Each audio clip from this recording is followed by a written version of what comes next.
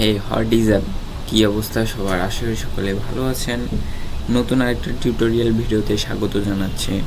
আজকের টিউটোরিয়াল ভিডিওতে থাকবে ফর্কের যে উপরের অংশ আছে, যেটা হ্যান্ডেলে বড় হয়ে থাকে আর কি, ওইটা আমরা রিমুভ করব।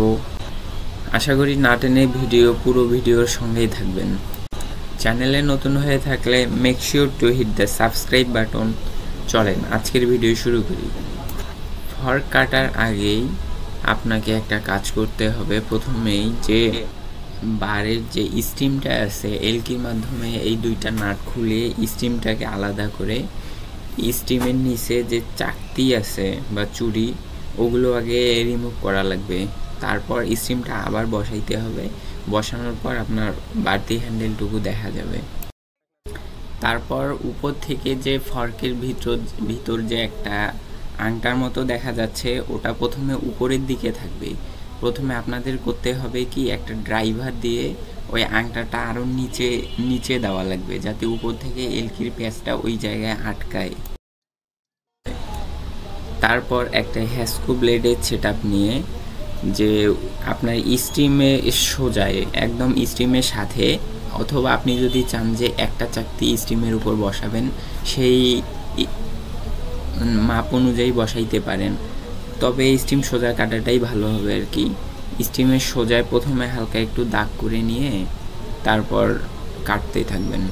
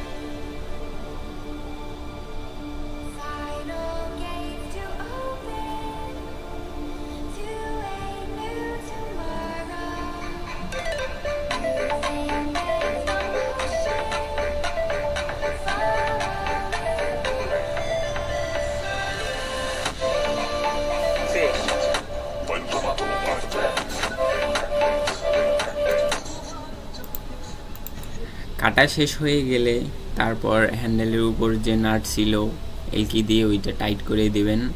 তাহলেই হয়ে গেল আপনার লং হ্যান্ডেলকে শর্ট বানানো। তো এই ছিল আজকের ভিডিওতে। দেখা হবে পরের কোনো টিউটোরিয়াল ভিডিওতে। তার জন্য অবশ্যই চ্যানেলটা সাবস্ক্রাইব করে বেল আইকন বাজাই দেবেন। আল্লাহ হাফেজ।